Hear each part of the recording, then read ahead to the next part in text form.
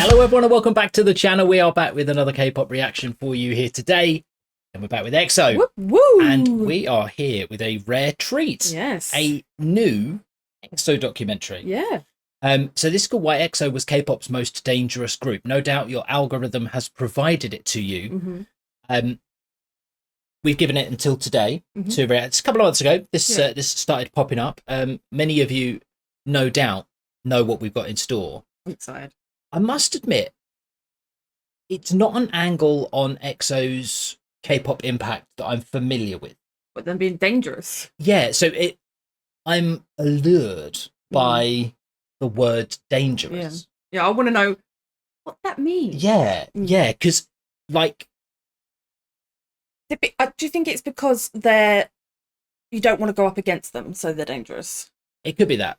It could be that. Or are they wielding katanas and nunchucks around? Yeah, I'm wondering if it's just Tao. It's like, EXO. Yeah. Tao. Yeah, that's it. Why EXO was K-pop's most dangerous group. It's going to be 8 minutes of Tao doing big kicks on variety shows. And then he left, and then they were fine. And then it's fine. It's fine now. It's fine. Dio will still hit you. Yeah, if you just look at him funny. Yeah, but apart from that, it's fine. I really enjoyed finding out that he is the most feared and aggressive one in the group. Like, yeah, because when you first, you're like, yeah, like maybe, but like when you see like Chanyeol and like Becky and play and play fight and stuff like that, you're like, oh, they're pretty aggressive, well, but you know, and then someone says something to him, and just like, yeah, you know that like when Dio hits you, he wants to hurt you. Yeah, he's not mucking about. No, like he's not doing it to play. No, he's hurt you because you've annoyed him. Yeah, you have to rile him up to get there. Yeah, but if he hurts you, if he hits you, it's because the intent is there. Yeah. So, right, OT8, street fight bracket, 1v1s. Who comes out victorious? Dio. You think Dio? Yeah. My money's on Schumann. Maybe he seems scrappy. I think he's scrappy. He seems really scrappy. Yeah. Okay, I think it'll be the last Shumi and Dio, and then I think Shumi would be like. I think Becky and Chanyeol will meet somewhere on bracket and play out to a ridiculous draw. Yeah, and knock each other out. Yeah, that's it. Yeah, that's it.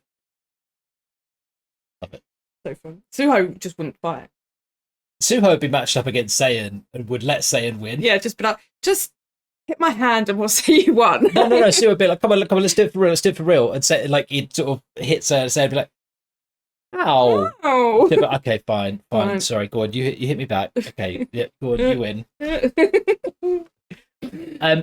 But I do think if it's OT9, Lei wipes the floor with all of them. Oh yeah, absolutely. Like that man has been. Oh yeah. I've seen that man in full aggro mode since day one. Yeah. The man would wipe him out. Yeah. Or they would concede. You imagine like standing across. He would just start doing the growl curry, but like, start like doing his neck isolations and just be like, all right, fine, got it. Yeah. So thank you very much for joining us for the documentary. Is there a need to watch it? Yes. Oh, okay, we haven't just solved it. No. Right, okay, fine. This is why EXO was K-pop's most dangerous group. And we're along for the ride. Let's go. K-pop has seen many iconic groups. But what if I told you one group redefined what it meant to be a K-pop phenomenon? Not by following the rules, but by flipping the entire playbook. They started as 12 rookies split between 2 countries and turned into global icons who made fan chants louder, comebacks bigger, and the XOL bond unshakable. Whether you were there from the start or you're just now discovering them, this is the story of EXO. EXO debuted with 12 members, split into EXO-K and EXO-M, targeting Korea and China at the same time. It was an ambitious idea, and honestly, a little risky. But SM Entertainment, come on. The dual strategy allowed them to tap into 2 of the biggest music markets in Asia right from the start. Each member had a unique role, power, and vibe. Their superpower concept and shared universe lore gave the group a fantasy-like mystique that hooked fans instantly. From fire and teleportation to wind and time control, EXO felt like a real-life superhero squad. No other group was doing it like that. And they didn't just rely on concept alone. Their pre-debut teasers, high production values, and flawless visuals gave them the momentum they needed. With Mama, they exploded onto the scene. It wasn't long before they were already being hailed as rookies to watch. Behind the scenes, though, EXO faced serious challenges. Between 2014 and 2015, Chris, Luhan, and Tao left the group after legal disputes with SM Entertainment. It was more than just a loss of talent. It shook the foundation of what EXO was. Fans were blindsided. Emotions ran high. People questioned the group's future, especially since these members were pivotal to the EXO-M side.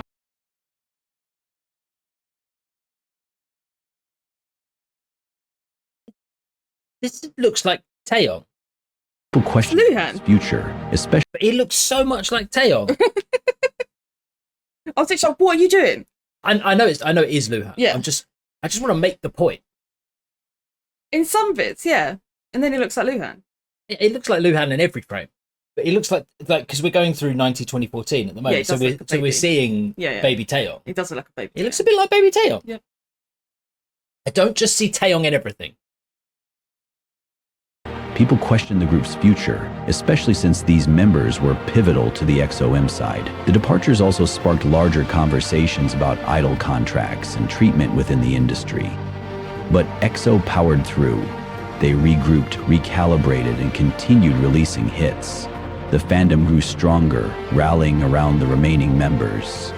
In a way, the hardship revealed a deeper side of EXO, a group that could adapt, evolve, and survive the storm. That voice is cracking me up. It's EXO so drops music, dramatic. the entire industry pays attention. Songs like Growl, Call Me Baby, and Love Shot, their music didn't just reach #1, it captured the spirit of entire generations. Songs like Growl and Love Shot became anthems, soundtracking moments in fans' lives and elevating K-pop's presence on the global stage. Their sound fused pop, R&B, EDM, and hip-hop into something that felt fresh and distinctively EXO. The song Growl, in particular, was a turning point. The one-take MV, catchy beat, and unforgettable hook became a phenomenon. It even went viral in schools across Korea, with students mimicking the choreography. That track alone solidified their spot at the top. But they didn't stop there.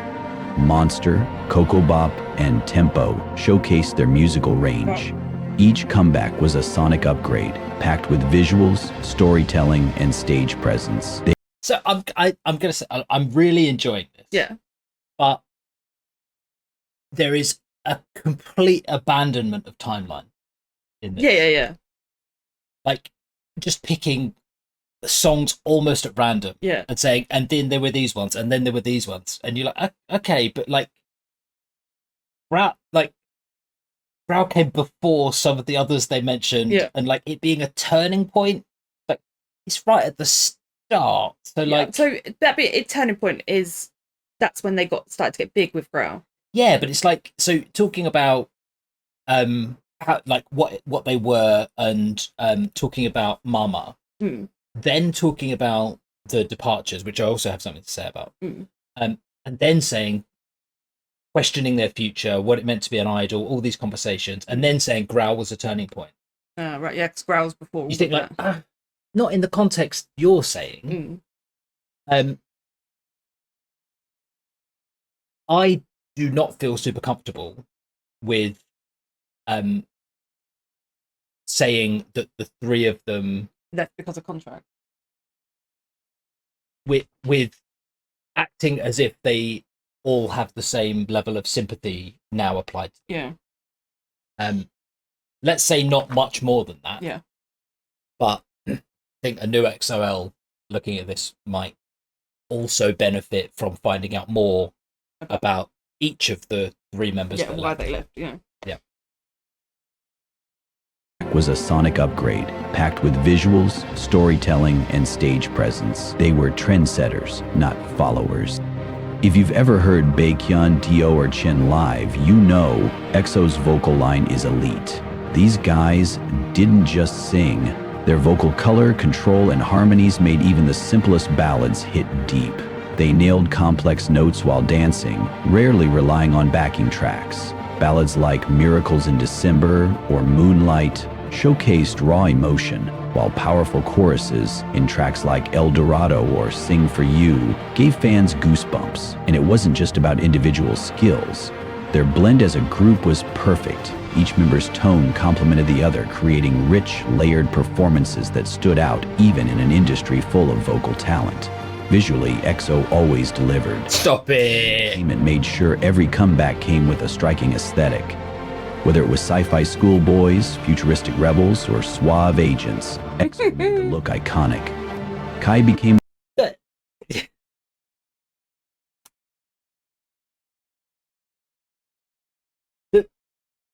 those three looks that they're described, like, I know. Yeah. And also, I'm like, you're making them sound really weird. Yeah. Scientific schoolboy. Yeah. Just like, yeah.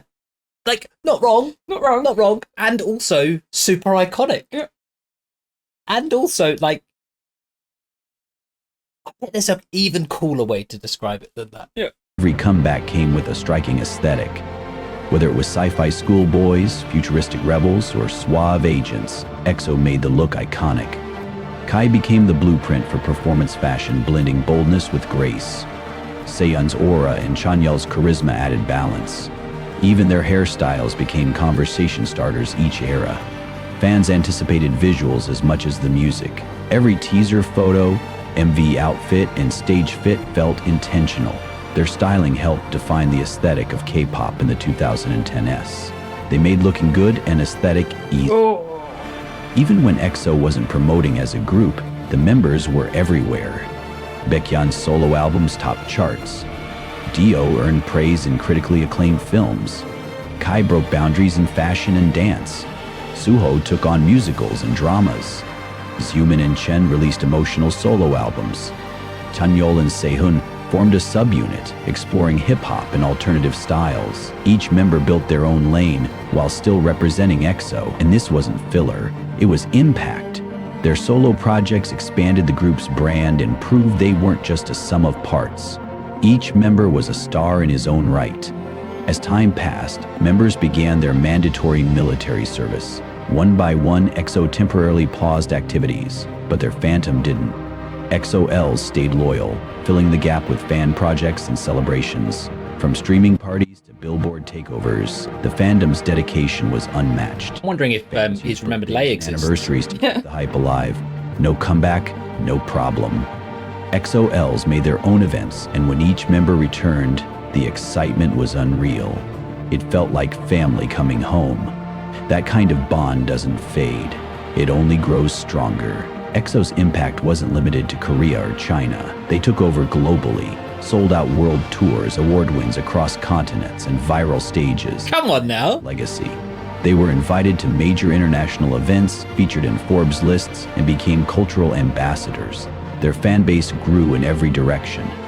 Asia, Europe, the Americas. Wherever K-pop was, EXO had a presence. Not just presences, but influence. Their success helped open doors for the next wave of K-pop stars, proving global domination wasn't just a dream. Even now, EXO's comebacks hit hard.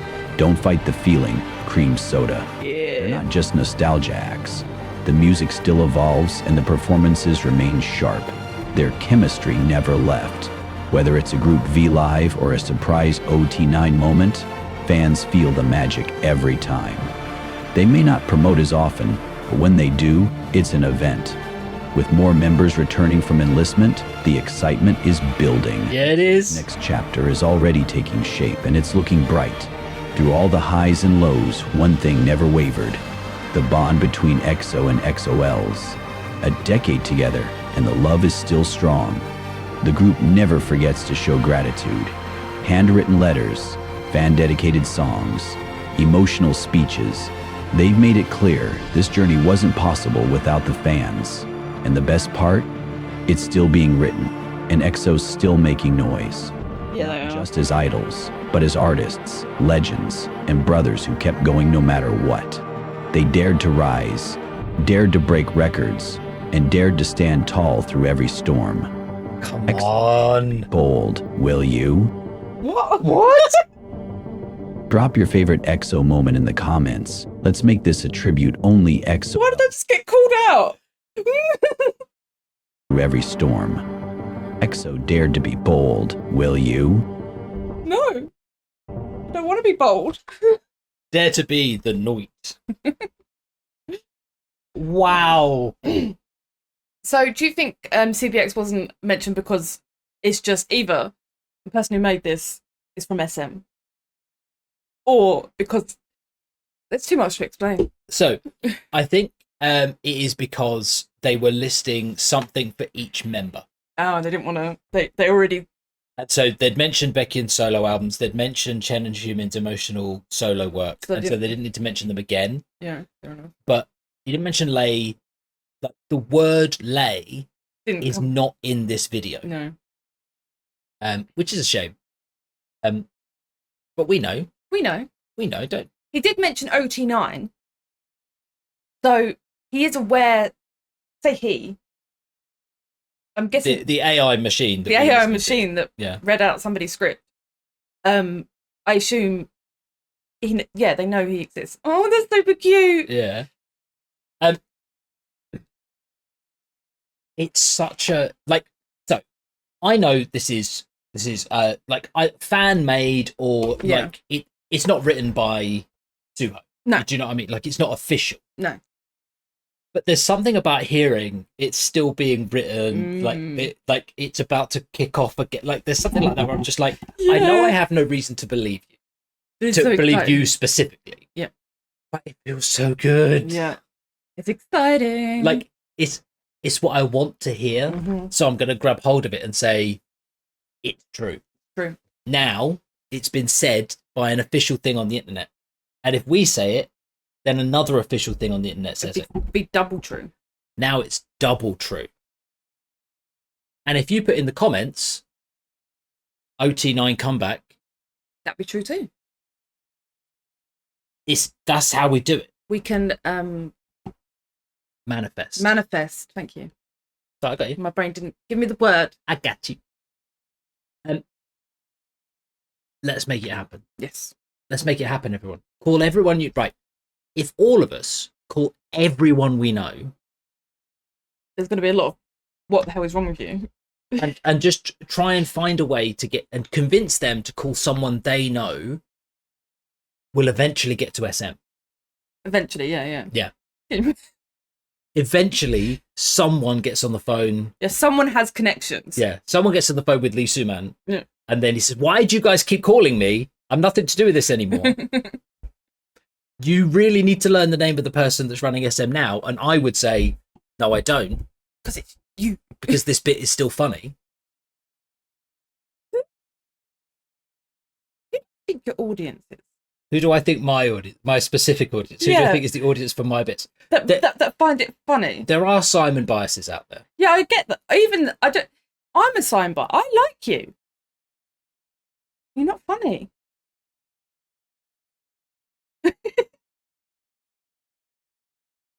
That can't be 100%. Like, I've got to have something. That some people do find you funny. It's the minority. I'll say that. But I feel like this work that you do on me, yeah, that's designed to let my head fit out the door. Yeah. Because we can't let it get too big. It is possible. No, it's not. I was going to say it's possible people haven't seen the arrogant side that requires that much. No, I'm pretty sure balloon popping. It comes out when you speak. Do I give arrogant? No. You give I know more than you. And you're all below me. But not arrogant, no. Oh, okay. Like superior. Yeah. Okay. Yeah. Okay. Well, as long as I'm not being dishonest with it. No, obviously. Yeah. But, we can do it, folks. We can do it. Come on, let's bring it home. Brings us to the end of what we've got for you today. Stick around and keep an eye on the schedule for next week. Hands up who's going to see Becky next week. About half of our community. I know, it's not fair. Seems to be going to Becky next week. He's not coming here yet, is he? I don't think so. No, I'm not sure. I'm 100% not sure. I don't know. So, are you going? Let us know where you're going. I bet there are people from AFTR fan base going there with you. So, you know, go and high five each other. That'd be awesome. If do you know what? It is AFTRs are very introverted and they don't like talking to each other. So just do this from far away. ET each other. Yeah, ET each other. Or from far away, go. So like I'm in it, so you can communicate without actually speaking. The real like after introversion version of this is do nothing, and then speak when you get home. And so and then pop onto Discord and say, "I think I saw you. Were you there?" Yeah. We stared straight at each other from 4 feet away. Yeah, that's how it normally goes. But we didn't say anything because you know, people. Yeah.